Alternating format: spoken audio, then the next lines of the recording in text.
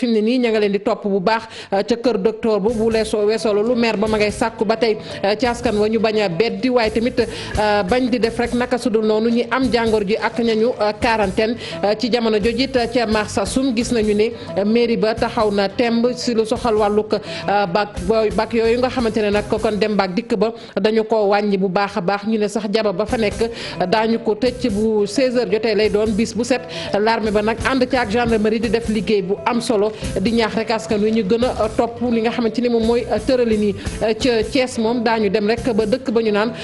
Touba Répeku mu nekk nag dëkk boo xamante ni ay waay laago bari nañu fa lool di jànkonteel ay jafe-jafe ñoom ñu ni ba jàngoro ji tàmbalee ba tey ña nga fatu ci seen i kër waaye amuñu benn ndimbal boo xamante ne ma nga jëm ca ñoom ba tax na tey ña ngay wooteek wàllu mbokk yi ponk yaa ngi nii bu ngeen taaxirloo tuuti ñu fam fàccee xibaar yi.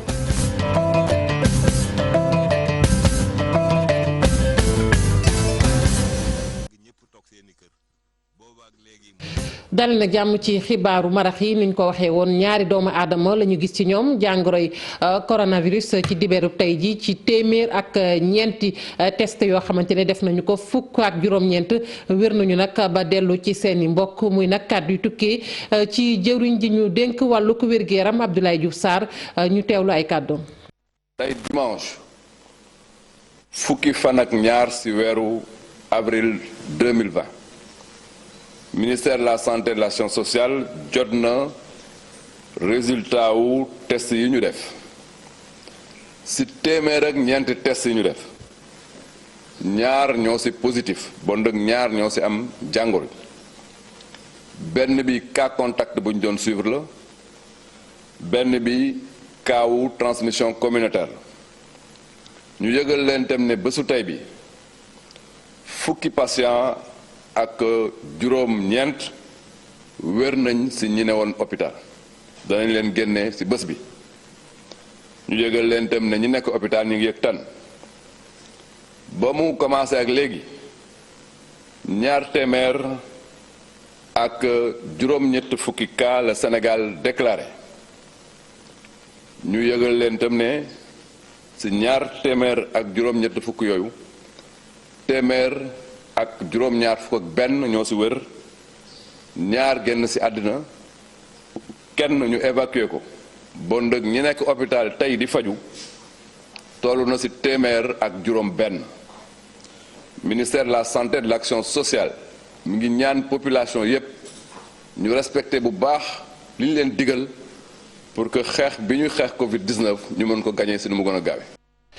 ca Richard Toll gannaaw ku ñu gis ci moom jàngoroy coronavirus moo waral téeméer ak fanweer yi ñu njoxte nag ne laale woon nañu ak waa jooju nag ñu mujj leen rek kon def ca kër docteur ya di leen toppatoo bu baax a baax quarantaine leen ndax liñ ci jublu rek mooy xool ndax wàllante ga amul ci mbir moomee bokk moomeel ga nag ci jamono jooju ma ngay sàkku rek ci askan wi ñu bañ a beddi ñi am jàngoro ji ak ñi nga xamante ne dañu leen a quarantaine dañu fay fekk ji Ousseynou Diop ak Habib Seck. Richard Toll benn cas positif la am ci wàllu coronavirus téeméer ak fanweer yoo xamante ni ñu ngi leen di topp ñaar fukk yoo xamante ni au risque lañ loolu nag moo tax kilifa yi jël bépp matukaay gox-goxaat yi fépp la ñu dem def opération de désinfection waaye tamit amal lu jëm ci wàllu li nga xamante ni mooy jëlee bépp bagage ci mbedd yi marché bi itam ñu tëj ko ñeenti fan. comme ni ñuy def nii ci ak service d'hygiène waa kër docteur di ko def ku nekk fi nga war taxaw nga taxaw ci. baax na lool yi ñuy def nii yëpp accompagnement la mais ndeyu mbill gi mooy ku nekk fexe ba tënku sa biir kër booy génn rek mu nekk lu mënul ñàkk donc loolu la ñuy ñaax askan bi bu baax a baax di wax ni aussi feebar bi du gàcce bu nu stigmatiser ku ko am. maire bi nag nee na lii ñëpp dañ ci war a dugal seeni loxo ndax Richard Toll feebar bii mën fi génn. am na ñu ci jot a génn am na ñu des nuy xaarandi nuy ñaan yàlla mu yem fi. mais nuy ñaax askan bi bu baax parce que dafa am lu am solo mooy feebar bi ñun ñëpp xam nañu ni mu tëddee. jamono ji nag ca Richard Toll téeméer ak ñaar fukki nit ñu ngi leen di topp ci lu jëm ci wàllu xool ndax ñoom am nañ feebar bii waa wala déet ginnaaw ba nga xamante ni gis na ni kenn koo xamante ni am na ko fa médecin chef bu district sanitaire bu Richard Toll di dalal xel yi. 630 contacts yooyu amoon na 20 contacts à haut risque moo ñi xam ne ñi ko gënoon jege ñi xam ne vraiment ñooñu il fallait que ñu topp leen bu baax a baax pour mën a vraiment surveiller survenue maladie bi. ci ñaar fukk yooyu am na ñoo xam ne sax léegi génn nañu parce que jot nañ leen surveiller depuis bu ñu mujjee contact ak cas positif bi ak léegi mat na fukki fan ak ñeent. ngir xeex lii di feebaru coronavirus bi nag ñii di kilifa yi nekk ci gox bi daan nañ leen di jàppale ay lal yoo xamante ni ci hôpitaux yi lañ koy jëmale ak lépp loo xamante ni itam dañ koy soxla ngir mën a faj seeni ay malade. ñu koy jaajëfal Ousseynou Diop ca diwaanu Louga moom préfet ba nag moo jël ay matuwaay yu yees nee na lu ko tàmbali altine ji ñu dëkkmal nag jaba ya daal dañuy fexe rek ba gën koo féexal lépp luy xat-xat dañu cay taxaw muy nag garage clandestin yooyu fa nekk ba ci nag dem baak dikk ba ñu ne dañuy fexe rek ba daal oto yi nag lu ñuy yëpp dañu koy wàññi bu baax a baax waaye képp koo xamante ni chauffeur ba mbaa ngay dawal nag deux roues dañu lay soññ ngir nga sol masque ak gant dañuy teewlu Mamadou Xuma ci micro Thierno Fall. ci wàllu njaay mi ak jënd mi dinañu tere bépp jaaykat buy jaay ci mbedd yi ak di lal ci suuf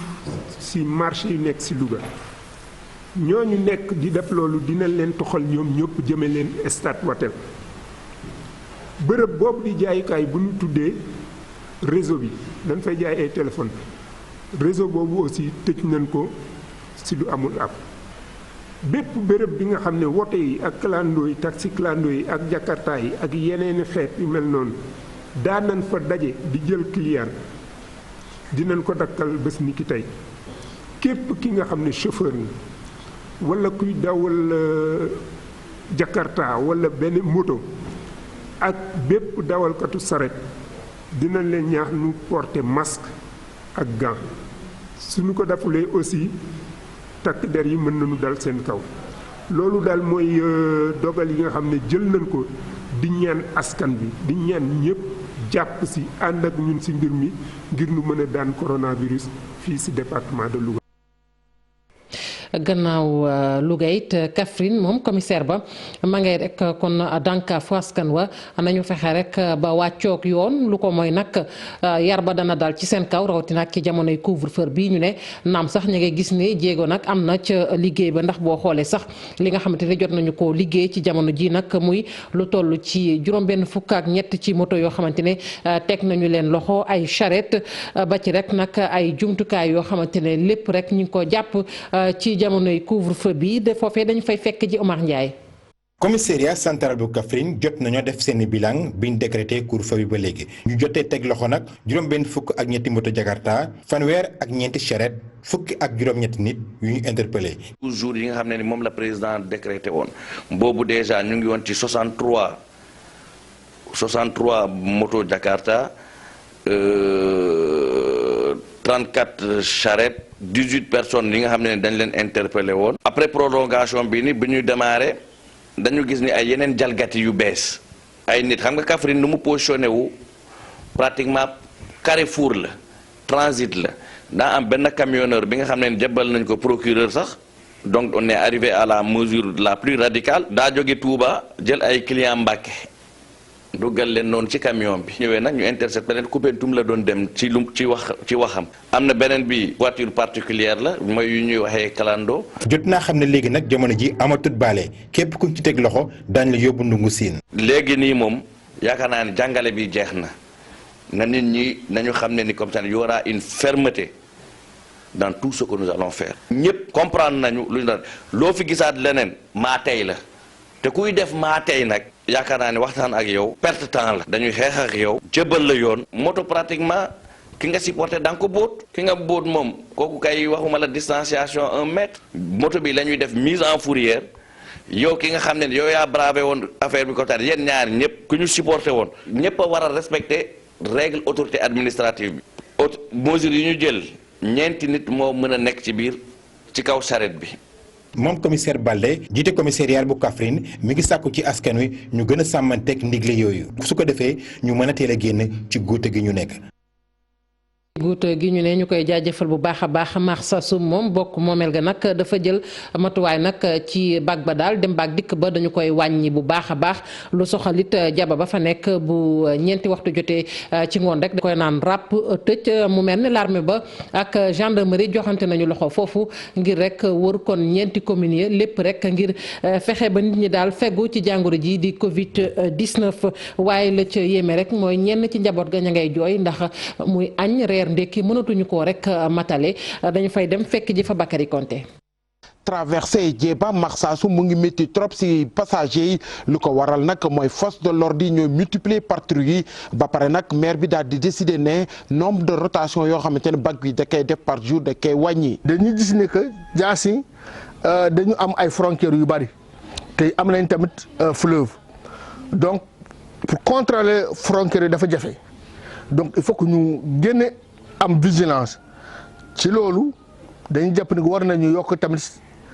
checkpoint yi c'est vrai que am nañ yeneen checkpoint yi fii mais war na yokk ay checkpoint au niveau de Diassy. yeneen décision yi mag boo xamante ne maire Seyni Mandiang jël na ko mooy tëj marché bi à partir de 16h. nous avons également décidé au niveau local au niveau de la commune. dañuy décider tëj marché central bu Marsassoum à partir de 16h li ko waral marché la boo xamante dañ koy visiter loolu mun naa ne sax marché Diassy yëpp la ndaxte képp ko bëgg a ravitailler fii si diwaani Diassy si marché boobu ngay ñëw. pratiquement que tout le Diassy c'est ravitaillé. Marsassoum activité yi bëri fu mu nekk ni dañuy jànkonteel ay jafe-jafe am sa ay famille yoo xamante ne dund bi métti na si ñoom maire Seyni Mandiang daal di distribuer fukki tonnes ceeb pour jàppale néew doole yi. dañ jënd ay ceeb 10 tonnes de riz. dañu gis au niveau national président de la République lancé na appel te commencé na di def ay effort pour ñun effort boobu président bu defee genre effort yooyu maire yi tamit war nañ taxaw di def lu mel ni noonu donc loolu moo tax fii ci biir Marsassoum commune Marsassoum dañu waxtaan mettre en place benn comité local comité boobu moo réfléchir jàpp ni war nañ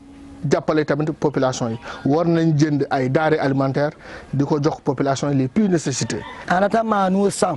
aya landi ako nga ke mun a fen fente ni na dimbalé baluka. maire bi daf ñuy jëndal ceeb jox ko suñu famille ndaxte suñu activité yëpp paralysé wu lu ko waral nag depuis virus bi génn ba léegi si la ñu am ay jafe-jafe pour dund am ñu tuñu xaalis amatuñu dara suñu activité yëpp ralentir. ba man sa ko kana findi ni man say min fa mbétaam wala. maire commune bu Marsassoum daal di jàppale tamit force de l'ordre yi loolu nag pour mun a faciliter ñi am carburant mun a def seen i patrouille.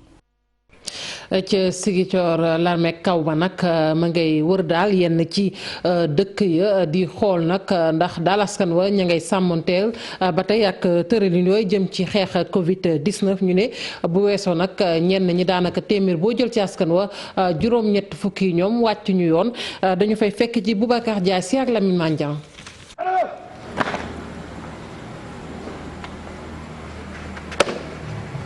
Rassemblement complet. Papa chef l'AMDN vous rendre l'appel. Au chef. laata ñooy dugg ci oto yi bay tàmbale patrouille bi ñu fàttali fii lépp luy sart liggéey bi. Nous allons comme d'habitude effectuer notre patrouille nocturne. Compte tenu de la pandémie du Covid-19, une particularité sera faite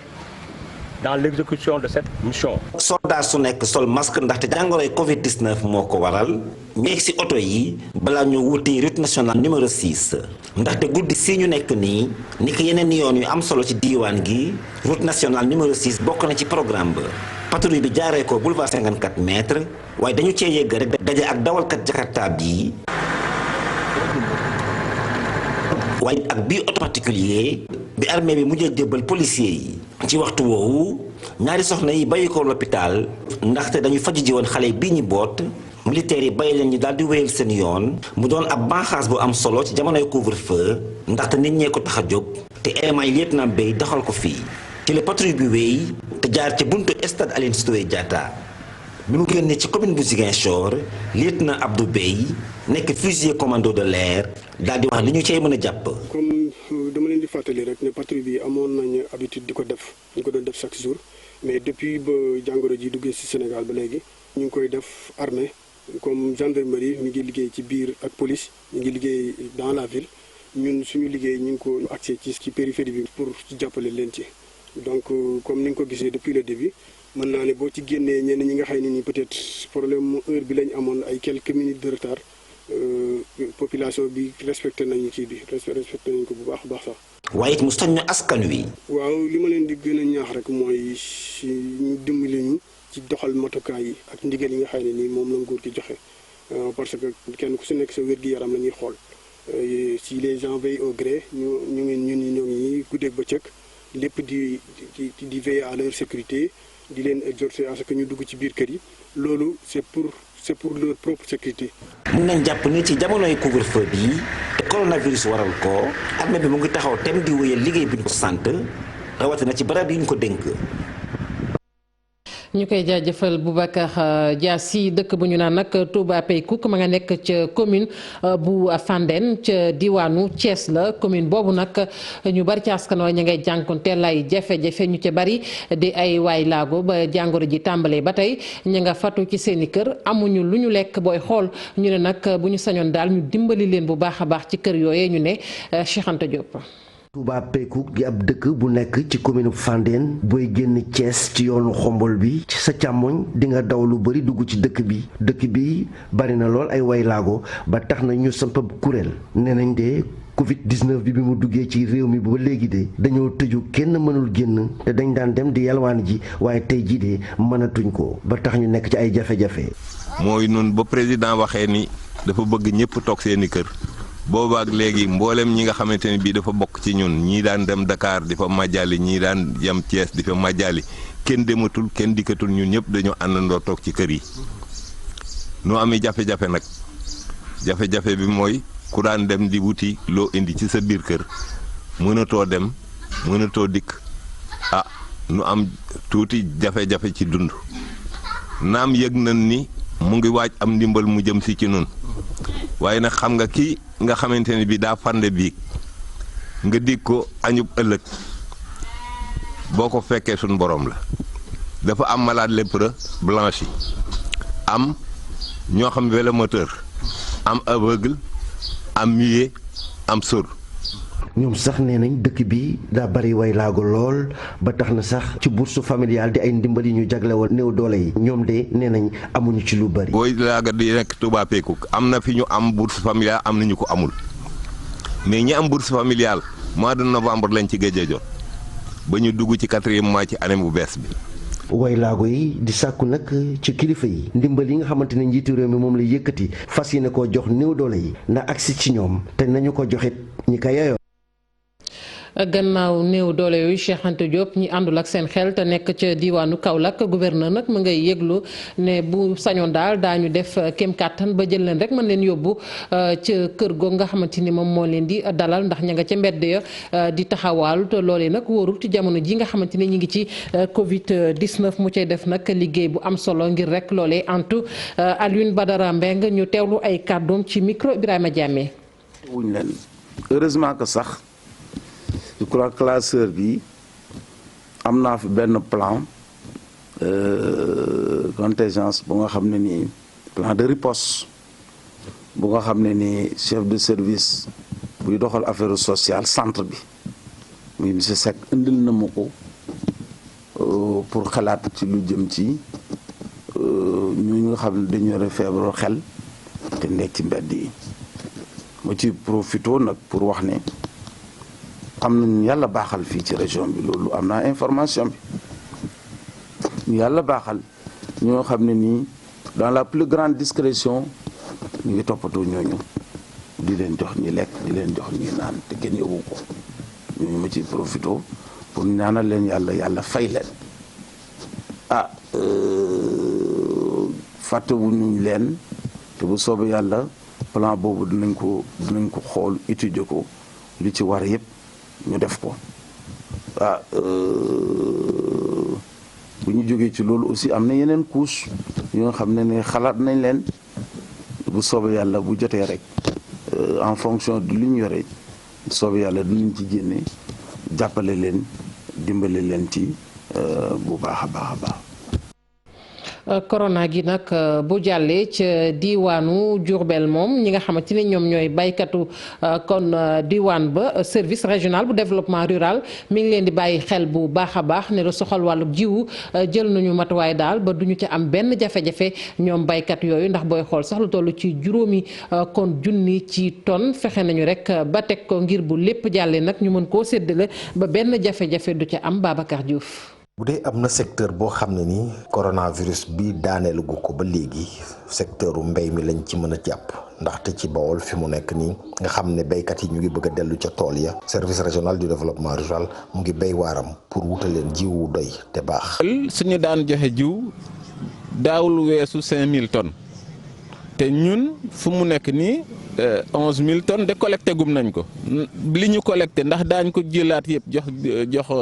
paysans yi producteurs yi kooku beneen baat moo ko mën a wax. der ne fàtte wut jiwu moo di indiwaat coronavirus ci beneen fànn. kat yooyu bu ñu warul bu ñu dundul mbay mënul am ñun nag li tax ba mënuñoo nelaw complètement mooy suñu ko defut nawet bu jotee dañu mënul dem. ba tax na ni ngay gis nii en plus de activités habituelles yi ñu def nii di xool semence yi di ñëw am nañu plan de riposte bi ministère bi laajoon pour ñu defar. activité commercialisation mooy jeexal wàll woowu bu jeexee rek nawet bay ñëw kon xam nga ne wàll bu am njëriñ la. Père Diouf ne li nekkagum ci jiwu ci région bi dina war a mën a doy pour béykat yëpp war a mën a am sama. gannaaw njaareem ñu yegg rek ba diwaanu Tambacounda service d'hygiène ba nag jël na matuwaay ci jamono ji ñu tollu temb ak cas yi nga xamante ne wax nañu ko foofee ca diwaanu Tambacounda nu ñuy fexe nag ba mboolem fu ñu dégg daal ne cas am na ñoom ñu yegg fa rek fexe nag ba puudar dëkk ba ndax liñ ci jublu rek mooy jàngoro jooju bañ a law nag ca diwaan ba. leneen lu ñu gis nag mooy marché sax booy xool daanaka tey dañu ko ne ràpp tëj rek ngir mën koo puudar ñu teewlu capitaine Alioune Wade chef brigade service d'hygiène bu Tambacounda ci micro Moussa Omar Gueye. donc ak ci appui maire commune de Tambacounda ñu am benn appui boo xamante ne daf ñu ko defal pour ñu mën a désinfecter marché yi nga xamante ne moo nekk ci commune Tamba mais également gare routière ñu commencé woon tey fii ci marché central bi depuis ci suba ñu ànd ak suñu équipe yi nekk di def ci liggéey bi noonu ba ñoom ñu fekk ñu fii pour ñëw sargal bi ci kaw loolu ñu bëgg wax tout le monde que ne ñu ngi fii même su fekkente ne autorités yi pare nañu seen visite ba dem ñu dañuy continuer toute la journée pour ruqaat yi nekk ci marché bi yëpp ñu mën ko stériliser pour mu leer ñu ne marché bi stérile na ok ba nga xamante ne léegi gouverneur dina xool ban décision lay jël par rapport ak suite événement yi mais tey jii li ñu fi indi daal ma préciser ko mooy ñu fexe ba marché bi lépp loo xamante ne moom mooy virus corona ñu mën ko xeex ci biir marché bi par mesure de désinfection yi. ñu dañuy continuer actuellement jëliwaat nañu loo xamante ne mën nañ ci am 600 litres donc prévoir nañu au moins 800 litres de produits pour tey ci marché bi pour pomper ko. dafa am département yu am cas confirmé ak département yoo xam amagul cas confirmé donc yi am cas confirmé dañ ci war a taxaw pour cas yooyu ñu xeex leen ñu jóge fii mais département yi amagul aussi dañ leen war a aar pour que cas yi bañ fa dugg. ñu àddu nag ci feetu Pâques bi ak ni mu wutee ren ak yi weesu ndax jàngoro ji di Covid 19 moo waral nag lépp daal ñu def ko rek cib dal cib tekkaaral kilifa yi féete ci jàngu yi nag booleeg maanaam fidèles yi def rek seen kéemtalaay kàttan lépp loo xamante ne nag ci wàllug feet la archidiocèse bu Ndakaaru ma nga yëglu nag rawatina ak feet bi nga xamante ne gën nañ ko xam ci Eucharistie ñu ngi koy def nag. Ci réseaux sociaux yi ba ci nag médias locaux yi loolu nag di kàddu yu tukkee rek ci monseigneur Benjamin Ndiaye mu daal di koy fesal nag ci yéenekaay bi di APS ma ngoog mbokk yi fii la ñuy tàggatoo ak yéen ci xibaaru Marafe sant leen gërëm leen bu baax a baax yéen ñi fare woon ci machine bi ak ñi jàpp ci xibaar yi ba mu sotti ci kanam tuuti xibaar yi ci nasaraan di ngeen ci ànd ak Cheikh Tidiane Diawo.